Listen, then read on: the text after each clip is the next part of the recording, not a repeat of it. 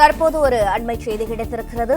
இடைத்தேர்தல் அறிவிப்பிற்கு தடை விதிக்க இயலாது என சென்னை உயர்நீதிமன்றம் தெரிவித்திருக்கிறது. இடைத்தேர்தல் அறிவிப்புக்கு தடை விதிக்க இயலாது என்று சென்னை உயர்நீதிமன்றம் மறுப்பு தெரிவித்திருக்கிறது. அதிமுக எம்எல்ஏக்கள் ராஜினாமா செய்த 4 சட்டமன்ற தொகுதிகளில் இடைத்தேர்தல் அறிவிப்பிற்கு தடை விதிக்க உயர்நீதிமன்றம் மறுப்பு தெரிவித்திருக்கிறது. எம்எல்ஏக்கள் 4 பேர் ராஜினாமா ஏற்றுக் கொள்ளப்பட்டதற்கு எதிராக அதிமுக தொடர்ந்த வழக்கில் சென்னை உயர்நீதிமன்றம் இந்த உத்தரவினை பிறப்பித்திருக்கிறது. விவரங்களோடு இணைப்பில் இருக்கிறார் செய்தியாளர் ஆனந்த்குமார். ஆனந்த்குமார், வணக்கம். சென்னை உயர்நீதிமன்ற உத்தரவின் விவரங்கள் என்ன, விவரிக்கலாம்? வணக்கம். 4 சட்டமன்ற தொகுதிகளுக்கு இடைத்தேர்தல் அறிவிப்பிற்கு தடை விதிக்க வேண்டும் என கோரி அதிமுக தொடர்ந்த வழக்கில் இடைத்தேர்தல் அறிவிப்பிற்கு தடை விதிக்க சென்னை உயர்நீதிமன்றம் மறுத்துவிட்டது. மேலும் பதவி விலகிய 4 அதிமுக சட்டமன்ற உறுப்பினர்கள் அந்த பதவி விலகல் கடிதத்தை ஏற்றுக்கொண்டதை ரத்து செய்ய வேண்டும் என்ற தொடரப்பட்ட வழக்கில் சட்டப்பேரவை செயலாளர், சட்டப்பேரவை சபாநாயகர் உள்ளிட்டோருக்கு நோட்டீஸ் அனுப்பவும் சென்னை உயர்நீதிமன்றம் உத்தரவு பிறப்பித்திருக்கிறது.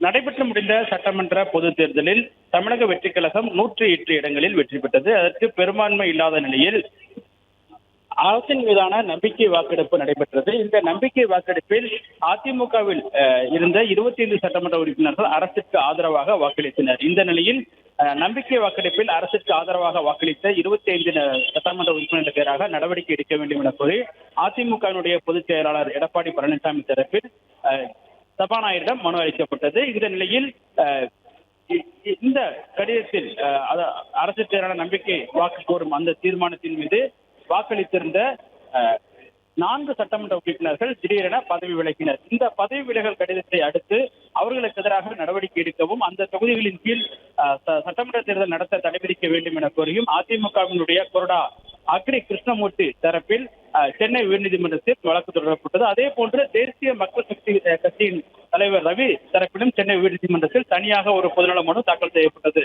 அந்த பொதுநல மனுவில் இந்த நடவடிக்கைகள், அதாவது அதிமுகவில் இருந்து விலகி உடனடியாக தாவேக்காவில் சேர்ந்த அந்த 4 சட்டமன்ற உறுப்பினர் நடவடிக்கை என்பது குதிரை பேர அரசியலில் அடைந்துள்ளது. எனவே இது தொடர்பாக உரிய முறையில் விசாரணை நடத்த வேண்டும். இந்த வழக்கு முடிவடையும் வரை எந்த விதமான இடைத்தேர்தல் அறிவிப்பும் சம்பந்தப்பட்ட 4 தொகுதிகளுக்கும் நடத்தக்கூடாது எனவும் இதற்கு தடை விதிக்க வேண்டும் எனவும் அந்த மனுவில் தெரிவிக்கப்பட்டிருந்தது. இந்த வழக்கு உயர்நீதிமன்ற தலைமை நீதிபதி தலைமையிலான முதல் அமர்வில் இன்று விசாரணைக்கு வந்தது. அப்பொழுது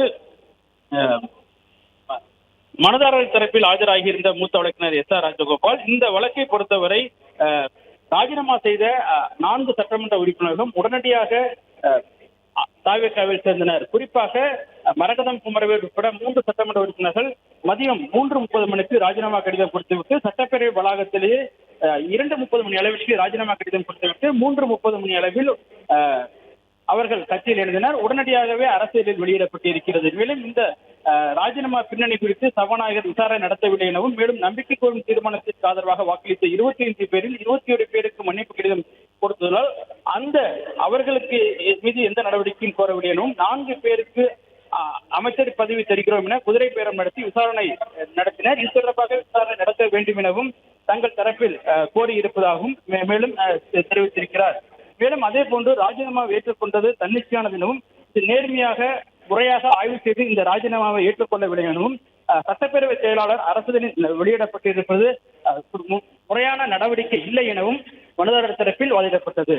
ஆனால் தமிழக அரசின் தரப்பில் ஆஜராகியிருந்த அரசினுடைய தலைமை வழக்கறிஞர் விஜய் நாராயணன் சபாநாயகர் நடவடிக்கை நீதிமன்றம் தலையிட முடியாது எனவும், உரிய முறைகளில் உரிய விதிகளின்படியே பின்பற்றப்பட்டு 4 பேருக்கு நோட்டீஸ் அனுப்பப்பட்டிருப்பதாகவும், இந்த விசாரணை இன்னும் நிலுவையில் இருப்பதாகவும் தெரிவித்திருக்கிறார். அப்பொழுது அதிமுக தரப்பில் இந்த வழக்கில் தங்களுக்கு இடைக்கால உத்தரவு பிறப்பிக்க வேண்டும் எனவும் கோரினார்கள். ஆனால் அந்த கோரிக்கையை தலைமை வழக்கறிஞர் தலைமை நீதிபதி ஏற்க மறுத்துவிட்டார். இந்த வழக்கை பொறுத்தவரை எந்த விதமான இடைக்கால உத்தரவும் பிறப்பிக்க முடியாது எனவும், தற்போதைய நிலையில் இந்த வழக்கின் முகாந்திரம் குறித்து விசாரணை நடைபெற்றுள்ளதால் எந்த விதமான இடைக்கால உத்தரவும் பிறப்பிக்க முடியாது என நீதிபதிகள் மறுத்துவிட்டனர். மேலும் வழக்கு தொடர்பாக சபாநாயகர் மற்றும் சட்டமன்ற செயலாளர், ராஜினாமா செய்த சட்டமன்ற உறுப்பினர் ஆகியோருக்கு நோட்டீஸ் அனுப்புவதாகவும், இவர்கள் வருகிற 29ஆம் தேதி பதிலளிக்க வேண்டும் எனவும் உத்தரவிட்ட நீதிபதிகள் வழக்கின் விசாரணையை வருகிற 29ஆம் தேதிக்கு தள்ளி வைத்துள்ளனர்.